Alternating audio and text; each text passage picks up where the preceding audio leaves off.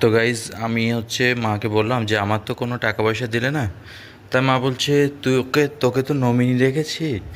তো আমি বললাম তাহলে আমাকে যখন নমিনি রেখেছো তো আমার টাকাগুলো আমাকে তুলে দাও। তো টাকার নাম শুনে মা চলে গেছে, ওই যে রাস্তায় গিয়ে দাঁড়িয়ে আছে। হুম। তো আমার আমার নামে কোনো টাকা পয়সা কোনো কিছু ডিপোজিট নেই, যা আছে সব দাদার নামে। আর আমি যদি বলি যে আমার জন্য তো কিছু করলে না, তখন বলবে যে তুই তো নমিনি ভাই। ওমা নমিনি ডাকছে তোমার। গাইস তো অনেক ট্রাই করলাম, কোনো কাজ হচ্ছে না। তো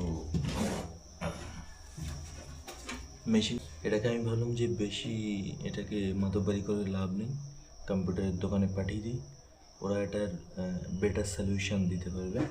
আর তাছাড়া ওর কি হয়েছে? খারাপ হয়ে গেছে। তা খারাপ হয়ে গেছে, তার রাগ রেখে একটা ওই বড় কাপড় ওই আসনে পাতা, ওই বড় পাট একটা নে নিয়ে ঠাকুরের মুখটা ঢেকে দে, তাড়াতাড়ি ঢাকা মতো। তো ভাই স্পেস কম্পিউটার এসছি এটাকে রিটার্ন দিতে। রাতের লড়াই এগুলো সব দোকানে বিক্রি হতো, এসব করতে যেতাম। মাছ দুটো কত 3 টাকা 2 টাকা। দাও। হ্যাঁ On the music, 5, 6, 7, go.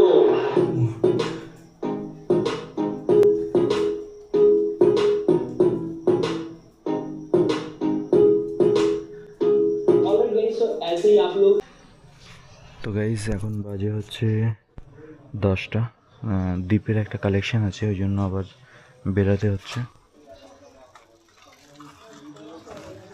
হেলমেটটা দাও, হেলমেটটা নিতে ভুলে গেছি।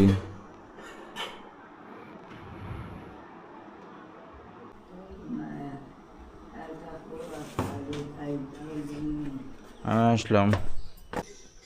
তো গাইজ এখন বাজে 11টা 10 আর আসলাম বাড়িতে। ভাত হয়েছে? হ্যাঁ ভাত হয়েছে না তো কি, সকালটা বলছি ভাত খা ভাত খা, আবার আমার একটা নিয়ে এসেছি।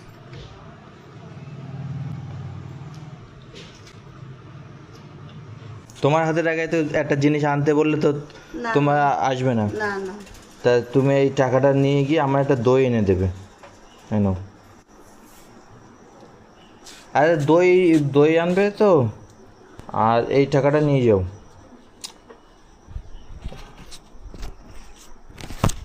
হ্যাঁ নাও, এই 10 টাকাটা দিয়ে কি আনবে বলো তো? 1 প্যাকেট দুধ নিয়ে আসবে। 10 টাকায় দুধ ধরো, টাকা ধরো। আর নাহলে সুভাষ উদ্যানের ওই মাঠ দিয়ে ও যখন যাবে তখন সুভাষ উদ্যানের মাঠেতে তুমি এখন কি বলতে চাইছো তাই বলো। এখন তুমি 1 প্যাকেট দই আনবে, এই আর 10 টাকার দুধ আনবে 500। দূর পাগল, আনতে পারবে না? আনতে পারবে না? এতগুলো টাকা দিলাম তার একটা জিনিস আসবে না।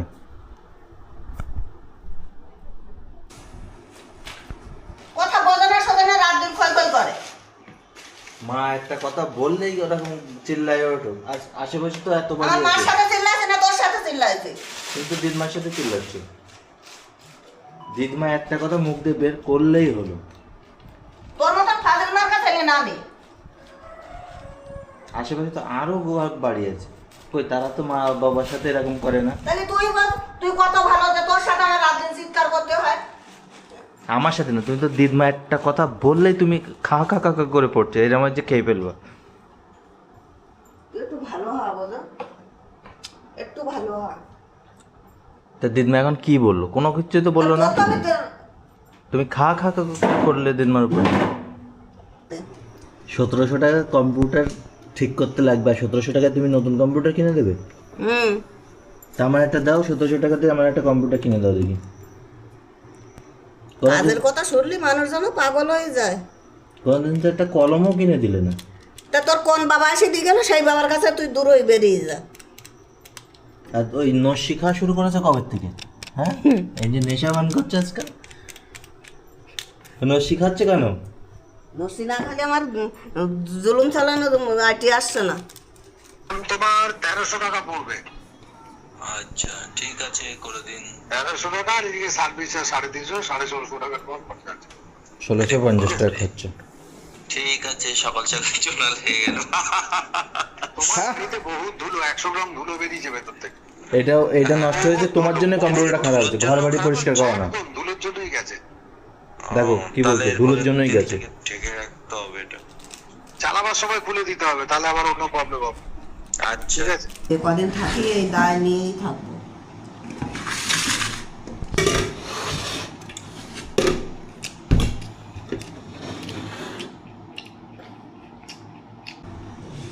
আমি তো মানুষ নাকি?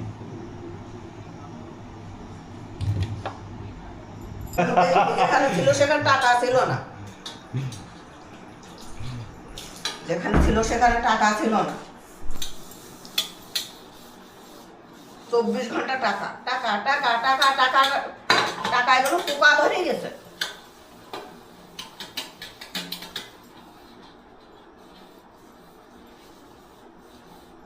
তুমি যখন অন্যায় করেছো গা জ্বলছে কেন তোমার? আমি যদি সৎ সাহস থাকবে তাহলে আমার গা জ্বলবে কেন? মানুষের ওই যাদের সৎ সাহস আছে না তাদের দেয়াল পিঠে ঠেকে যায়, আর যারা যারা কুকর্ম কুকাজ করে তারা এগিয়ে চলেছে। দেখছিস না দুনিয়া পৃথিবীর কি অবস্থা? মমতা তো হেরে গেছে, তাও তো এখনো হার স্বীকার করলো না। হাইকোর্টে আবার অ্যাপিল করেছে। যদি না হারিয়ে যেত তাহলে হার স্বীকার করতো না। হাইকোর্টে আবার অ্যাপিল করেছে। দুনিয়াটা তো হয়েছে এইরকমই, যারা হেরি পথ চলে তাদেরই জয়। আরে বাপরে, তা আমার সাথে অন্যায়টা করলে কেন? আমি তোমার সাথে অন্যায় করি? আমার কাছে তোমার যা নমিনি, মনে হয়েছে তুমি তাই করো, যাও যেখানে জিততে পারো যেতে যাও। তা আমার নমিনি রাখলে কেন? 24 ঘন্টা বলছি কম্পিউটার এটা যখন পাঠিয়েছি মেশিনটা, আমি না ওই কম্পিউটারে কোনো গেম খেলতে পারি না। একদিন একটা গেম ইনস্টল করেছিলাম বাট চলছে না, তো সেজন্য কি করা যায়? গেম চলছে না? হ্যাঁ মানে খুব স্লো হয়ে, একদম স্লো হয়ে যায়, মানে কাজ করাই যায় না। হ্যাঁ, ওই জন্য এসএসডি লাগাতে হবে। আচ্ছা তাহলে কি ওটা প্রপার যে কোনো গেম খেলা যাবে? যে কোনো গেম না, তোমার তো গ্রাফিক্স কার্ড নেই, যে কোনো গেম না, হুম। মেশিনটা অনেক ফাস্ট হয়ে যাবে, তাতে যে কোনো গেম খেলা যাবে। এখন যেমন স্লো নর্মাল হার্ড ডিস্কের জন্য, এখন তো উইন্ডোজ 10 নর্মাল হার্ড ডিস্কে চলতে চায় না, হুম। ওটার জন্য ইয়ে লাগে তোমার কি বলে এসএসডি লাগে। আচ্ছা তাহলে এসএসডি নেই তোমার, নর্মাল হার্ড ডিস্ক রয়েছে। তাহলে এসএসডি আর গ্রাফিক্স বললেন? গ্রাফিক্স কার্ড এসএসডি লাগাও, গ্রাফিক্স কার্ড এখনই লাগে। তো এটা কত খরচা ওটায়? শুধু এসএসডি লাগাও, কত জিবি লাগাবে? 128 না 256? স্মুথ গেম চলবে এরকম? দেখো জায়গাটা একটাই বেশি একটাই কম, ঠিক আছে? আচ্ছা। কি সি ড্রাইভে সব জমিয়ে রাখো নাকি অন্য ড্রাইভেও রাখো? না না কিছুই জমায় না। সি ড্রাইভে না জমালে 128 লাগাতে পারো। প্রাইস? 128 তোমার 2200 টাকা পড়বে একবার। 2200 টাকা। ওকে ঠিক আছে, যদি করি আমি আরেকবার ফোন করছি, ঠিক আছে? ঠিক আছে। ওকে ওকে।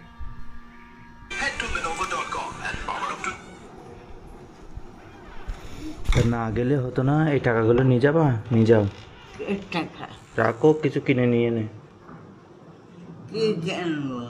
কেন রাখো?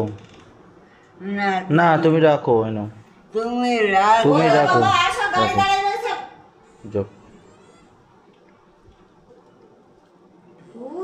আমাকে দাও, আমি দিন মাকার রাখো, আমি দিই। দিন মাকার দাও। আমি আসার সময় দিয়ে আসবো না, গাড়ি দাঁড় করাই তুমি হাতে।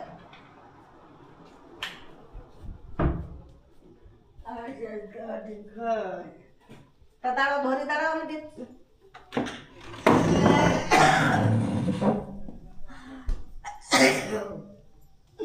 বললাম যে যেতে হবে না, থাকো। নাও।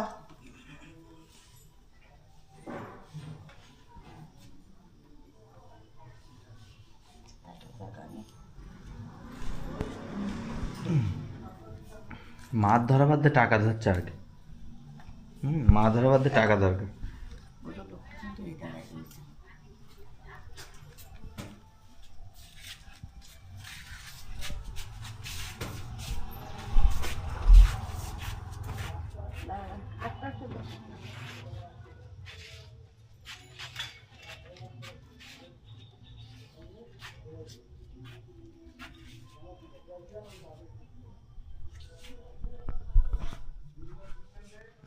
তো গাইস দিদিমা চলে যাচ্ছে মামার বাড়িতে। আমি বললাম যে থাকতে, বাট বলছে যে না থাকতে পারবে না, তো শরীরটা একটু খারাপ লাগছে। তো বললো এখানে কিছু হলে তখন কে দেখবে, তো সেই কারণে যাচ্ছে ওই বাড়িতে। তো ব্যাস চলো ঠিক আছে, দিদিমার অন্য কোথাও ভালো লাগে না শুকুর আলী মোড় ছাড়া। বিপাথুষ্য শরীরে মে রোমহর্ষশ্চ জয়তে গণ্ডিবং সংসতে হস্তত্তক চৈব পরিদহতে।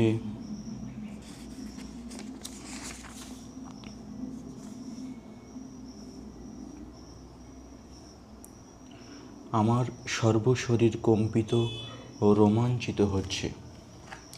আমার হাত থেকে গান্ডিব খসে পড়ছে এবং ত্বক যেন জ্বলে যাচ্ছে।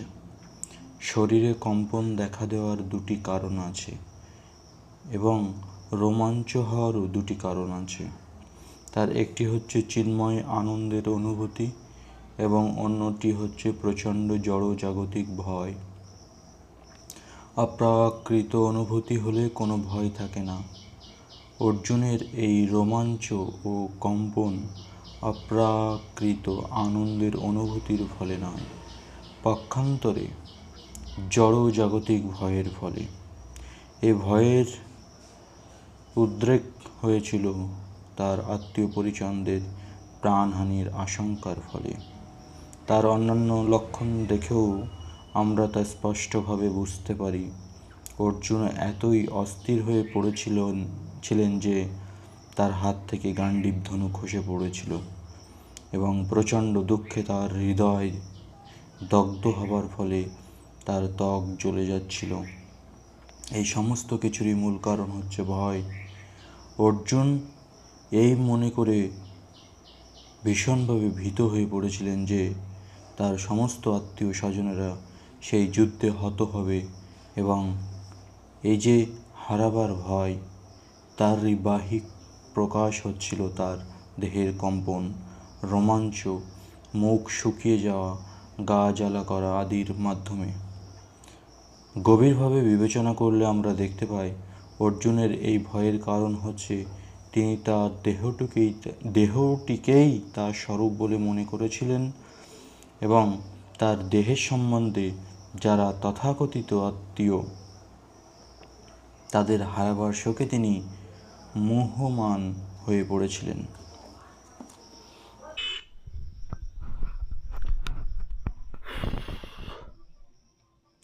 তো ভাই যারা বাড়ি থেকে বাইরে বেরাচ্ছেন প্লিজ অ্যাটলিস্ট 30 মিনিট হাতে নিয়ে তারপর বাড়ি থেকে বাইরে বেরান। দিনকে দিন মানে এরকম ঘটনা বেড়েই চলেছে। আমি জাস্ট ভিডিওটা আমি দেখতেই পারলাম না, মানে আমার কী বলবো, মানে আমি চোখ দিয়ে তাকাতেই পারছি না ভিডিওটার দিকে, এত ডেঞ্জারাস। আর এটা কোথাকার ঘটনা আমাকে ভয়েস মেসেজ পাঠিয়েছে। এটা কাশীপুরে হয়েছে, ওই তোমার টালাবিশ থেকে নেবে বাইক পড়ার যে 4 মাথা মোড়টা আছে ওইখানে। প্লিজ ভাই 30 মিনিট হাতে নিয়েই বাড়ি থেকে বেরাও সবাই, ভীষণ ডেঞ্জার।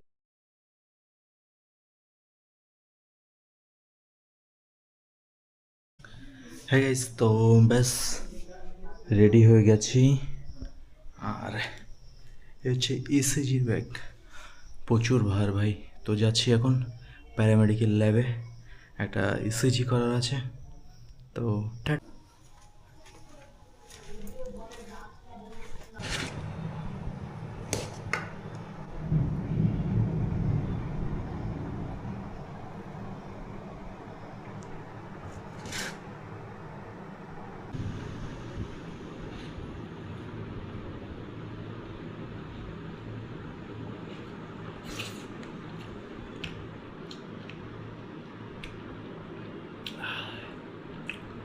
হ্যাঁ গাইস, তো এখন ঘড়িতে বাজে হচ্ছে শুধু দুপুর 5টা 15। বাইরে মেঘ উঠেছে, ঝড় হচ্ছে, পুরো একদম কালো অন্ধকার হয়ে এসছে চারিদিকে, পুরো কালো অন্ধকার। জাস্ট ভয় লাগছে একা একা বাড়িতে। গাইস, তো বৃষ্টি হচ্ছে দেখুন, পুরো একদম তুফান। ভীষণ ভয় লাগছে একা একা ঘরে, বিদ্যুৎ চমকাচ্ছে, মাও বাড়িতে নেই। হ্যাঁ গাইস, তো আজকে আমাদের যে জল দেয় সেই ছেলেটা এসে দরজায় এত জোরে জোরে জোরে জোরে ঠক ঠক ঠক ঠক করছে, মানে আমি শুয়েছিলাম, ভীষণ ডিস্টার্ব ফিল হয়েছে। জাস্ট বাইরে গেছি, চিটকানিটা খুলেছি, খুলে ওখানে দাঁড়িয়েছি। এরকম আমি গিয়ে দাঁড়িয়েছি, আর পুরো ওর চোখে আমার চোখ, কোনো কথা না, জাস্ট আমি ওর দিকে এরকম তাকিয়েছি। 2 মিনিট পজ নিল, নিয়ে ও বলছে কি, তো আমি তখনও কোনো কথা বলিনি।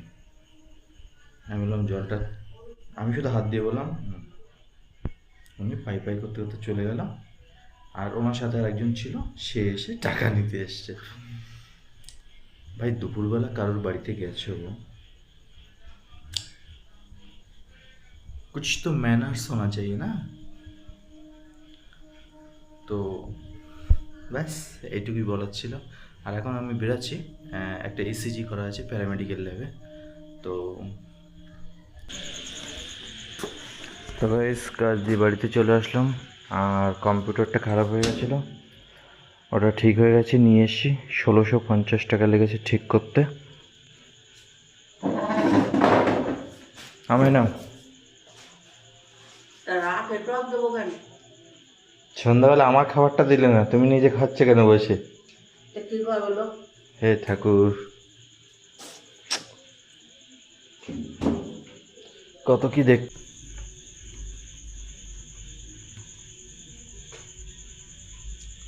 আমি একটু বের করার জন্য টিফাটিফি করি, তো ওই সময় দাও এদিকে ঢাক বাজছে, বাহ, জয় মা কামাখ্যা। আর দেখুন শহরের মাথায় দেখতে পাচ্ছি তিলক রয়েছে কিন্তু। আর না তুমি খাও। মামা তাহলে কি করবে, তুমি ওই বাড়ি যাবে? চলো তাহলে আমি নিয়ে যাচ্ছি। কই গিয়ে অন্তরমার কাছে জিজ্ঞেস করো যে কি হয়েছে, সে তো সব জানে। কি বলছো? তোর যদি ঘুমাতে ইচ্ছা করে তা ঘুমাতে যা, আমার ওখানে নাটকি বানা করিস না। তো তোমারই তো ছেলে। আমার ছেলে আছে, থাক। ছেলে কোথায় গেছে তার বউ জানবে না তো কে জানবে?